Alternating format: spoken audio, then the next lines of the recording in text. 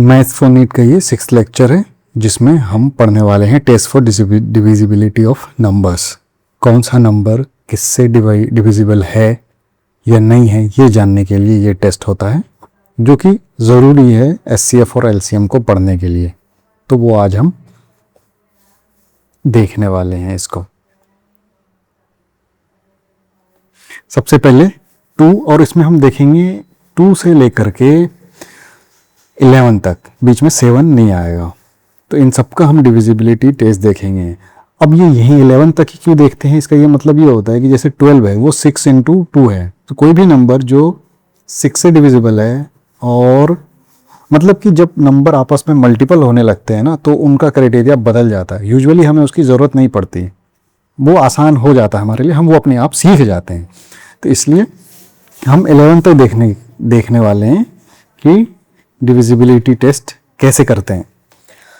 सबसे पहले 2 के लिए क्या है कि किसी नंबर पे जो कोई भी नंबर होगा उस पे 1s 10s कई सारे प्लेस होते हैं, ये तुमने सुना होगा, 100s इस तरह से। तो 1s प्लेस पे अगर 0 है, 2 है, 4 है, 6 है या 8 है, यानी even number, even 1 digit number अगर है तो वो नंबर डिविजिबल बाय 2 होगा।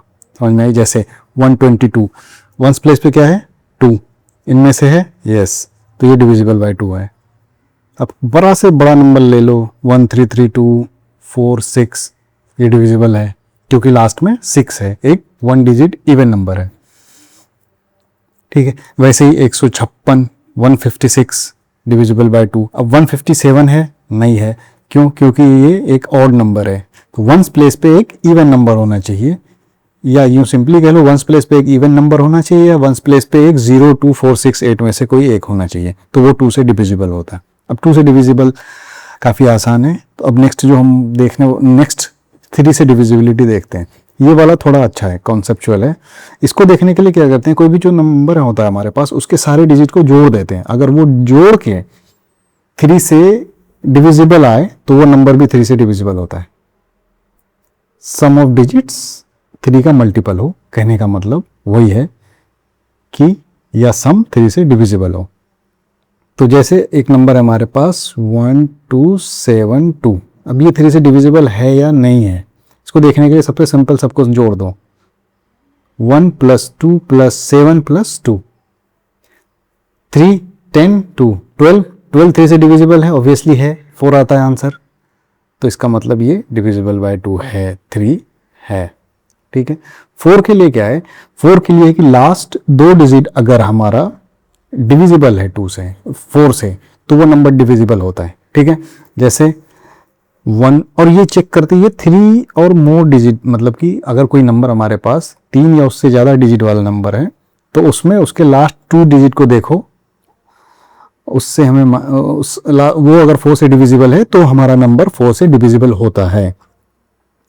ठीक है, जैसे 144 को देखना है बस, 44 4 से डिविजिबल है, ऑब्वियसली 11 से 4 11 44 आता है, तो ये डिविजिबल है। अब बहुत बड़ा नंबर ले लेंगे 5 6 8 9 6, 96 को देखना है बस, लास्ट के 2 डिजिट, तो ये ऑब्वियसली डिविजिबल होता है 4 से, ये 24 आता है, तो ये 4 से डिविजिबल है। अब ये क्यों बोला है कि 3 और मोर वाले को देखते हैं, क्योंकि अगर 3 से कम है या सिंगल डिजिट वाला है, तो मान लो जैसे हमारे पास 8 है या 96 है, तो ऑब्वियसली 2 डिजिट आखिरी के देखने ही होते हैं। तो 96 को देखने के लिए पूरा 2 को एक्चुअली डिवाइड कर दो उसकी को, पूरा बात तो वही है। तो मतलब ये होता है कि बात जैसे कि मतलब अगर 1 और 2 डिजिट का नंबर है तो उसको 4 से सिंपली डिवाइड करके चेक कर लो, और वो यूजुअली लोगों को धीरे धीरे पता होता है, याद हो जाता है कि कौन सा नंबर कैसे डिविजिबल है, यानी 2 डिजिट नंबर तक बहुत आसान होता है पता करना। ठीक है, तो 3 डिजिट से ज़्यादा होगा तभी तो हम ये लगाएंगे, वरना बात करते तो वही। मान लो 3 डिजिट नंबर है 112, तो 12 को चेक करो, अगर बस 12 दे दें तो क्या करोगे, 12 को ही चेक करोगे ना। तो काम उतना ही है, बस कहा गया है 2 अलग अलग सेंटेंसेस में। ठीक है, 4 के बाद 5 आएगा, 5 का बहुत ही सिंपल है, लास्ट में 0 हो या 5 हो डिविजिबल, जैसे 50 10 55 15 95 1995 1985, ये सब 5 से डिविजिबल है क्योंकि लास्ट में या तो 0 हो या 5 हो। तो ये वाला तो बहुत आसान पड़ता है। 6 वाला ये है, अगर 2 और 3 दोनों से डिविजिबल हो तो वो 6 से भी होगा। ठीक है, अब जैसे देखो 42 लास्ट में 2 है तो 2 से डिविजिबल है। 4 + 2 6 है, 6 डिविजिबल बाय 3 2 आता है आंसर, यानी 6 डिविजिबल बाय 3 है, तो इसका मतलब ये भी 3 से डिविजिबल होगा। तो 2 और 3 दोनों से डिविजिबल है, इसका मतलब ये 6 से डिविजिबल है। नेक्स्ट 8 में क्या करते हैं, लास्ट के 3 डिजिट को देखते हैं, वो अगर डिविजिबल है तो वो हो जाएगा। जैसे देखो ये 73512, अब ये 8 वाला थोड़ा देखना पड़ता है, इसमें देखो लास्ट का 3 डिजिट कौन है, 512, 8 से डिवाइड करोगे 48 3 2, तो ये डिविजिबल है। तो हमें बस लास्ट के 3 देखने। अब अगर 3 से कम हो जाए डिजिट, मान लो 78 आ गया, तो देखना ही लास्ट का 3 है, और मान लो 8 है 1 डिजिट नंबर, ये तो ऑब्वियसली डिविजिबल है, तो उसको हम क्या करेंगे, तो ऑब्वियसली डिवाइड करके ही देखना पड़ेगा, क्योंकि जब हम 3 को तो कर ही रहे हैं 3 से तो इसलिए यहाँ लिखा जाता है कि 4 से बड़े वाले नंबर को आखिरी के 3 डिजिट, उससे कम अगर डिजिट है नंबर में तो ऑलरेडी उन सबको डिवाइड करके ही देखना पड़ेगा, जो कि यहाँ लिखा हुआ है। कि क्या करते हैं, 9 से सम करो और वो सम डिविजिबल बाय 9 होना चाहिए। जैसे 27 9 27 होता है पता है, तो 7 + 2 9, 7 + 2 9, और ये 9 से डिविजिबल है, तो 27 भी डिविजिबल है। 36 6 + 3 9 डिविजिबल है। अब आप कोई बड़ा सा नंबर ले लेते हैं, 1327, 9 3 12 1 13, 13 9 का मल्टीपल नहीं है, तो यानी 13 जो है 9 से डिविजिबल नहीं है, तो ये डिविजिबल नहीं है। और कोई नंबर लो,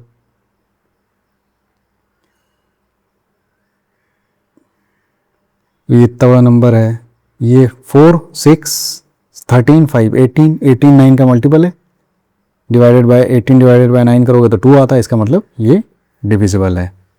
10 के लिए लास्ट में 0 होना चाहिए, 10 20 30 40 50 ये सब। ठीक है, 10 वाला काफ़ी सिंपल है, 10 का टेबल याद करना भी बहुत आसान होता था बचपन में, ये तुम लोगों को पता भी होगा। ठीक है, 11 का थोड़ा ट्रिकी है। 11 के लिए क्या करते हैं कि सबसे पहले हम सारे ऑड प्लेसेस डिजिट का सम निकालते हैं, फिर सारे इवन प्लेसेस डिजिट का सम निकालते हैं और उनको सबट्रैक्ट करते हैं, और उनका डिफरेंस अगर, अब सबट्रैक्ट ऐसे करना बड़े वाले को छोटे वाले में, ये कोई मतलब नहीं है कि तुम किसको सबट्रैक्ट करते हो, बस जो नंबर आएगा सबट्रैक्ट करके उससे मतलब है, उसका साइन से मतलब नहीं है। वो अगर 11 से डिविजिबल है तो वो डिविजिबल होगा। जैसे 61809, अब ऑड प्लेसेस होता है, जैसे ये 1 2 3 4 5, इसमें से कितने ऑड प्लेस है, ये ऑड प्लेस है, ये ऑड प्लेस है, ये ऑड प्लेस है, तो इन सबको ऐड करो पहले, तो कितना है 6 + 8 + 9 23।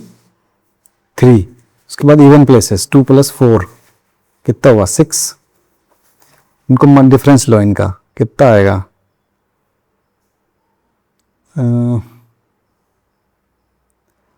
17। क्या ये डिविजिबल है?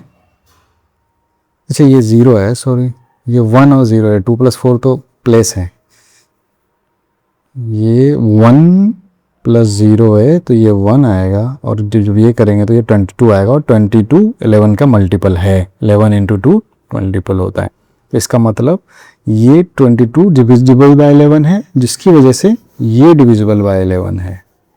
ठीक है, तो 11 को हम ऐसे देखते हैं।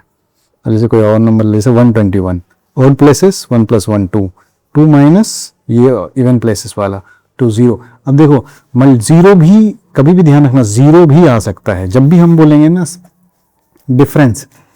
11 के डिफरेंस में 0 को भी कंसीडर करते हैं, 11 का मल्टीपल है। कैसे 11 का मल्टीपल अगर लिखना चाहो 11 × 0 0 आता है ना, तो डिफरेंस या तो यूं कह लो कि डिफरेंस, हाँ डिफरेंस या तो 0 हो या डिविजिबल बाय 11 हो, दोनों कहा गया है। तो दोनों ही केसेस में हम देखते हैं, इसका मतलब है 11 से कैसे डिविजिबल करना है। अब हम नेक्स्ट इसके बाद, क्योंकि अब हम तो डिविजिबिलिटी टेस्ट सीख गए, तो अब हम नेक्स्ट जो पढ़ने वाले हैं वो होगा SCF, हाईएस्ट कॉमन फैक्टर। देखो कितनी आसानी से छोटे छोटे लेक्चर्स में हम सब कुछ पढ़ते जा रहे हैं। इसी तरह बहुत ही कम लेक्चर्स में, मान लो शायद टोटल 100 के आसपास लेक्चर्स में ये हमारा मैथ फॉर नीट खत्म हो जाएगा। ठीक है, अब देखो, अगर मान लो ऑन एन एवरेज 7 मिनट का एक वीडियो होता है ना, टोटल वीडियो कितना 700 मिनट्स, और अगर इसको 60 से डिवाइड करोगे तो ये 160 ऐसे करके 10 जो भी आएगा 1.1, मतलब तो लगभग 10, पहले 0 आएगा फिर 10 पॉइंट समथिंग जो भी हो, तो लगभग 10 घंटे से 11 घंटे, ये 11 से 12 घंटे के बीच में तुम्हारा ये मैथ्स फॉर नीट का कोर्स ख़त्म हो जाएगा, और बहुत ही अच्छे से समझाते हुए। ठीक है, सब कुछ पूरा पढ़ेंगे, डिफरेंशिएशन, ट्रिग्नोमेट्री,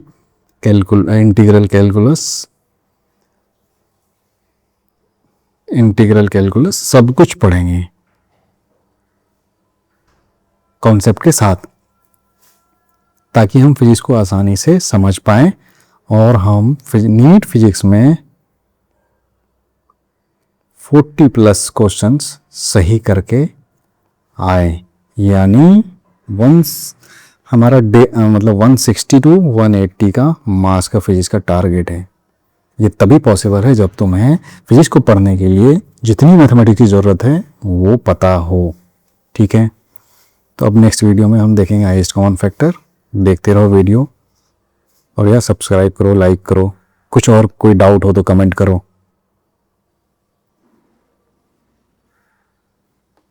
लिखते बहुत गंदे हैं हमने, नेक्स्ट वीडियो से इसको सुधारेंगे, अच्छे से लिखेंगे। ठीक है, तो सब्सक्राइब करो, लाइक करो, डाउट को कमेंट करो।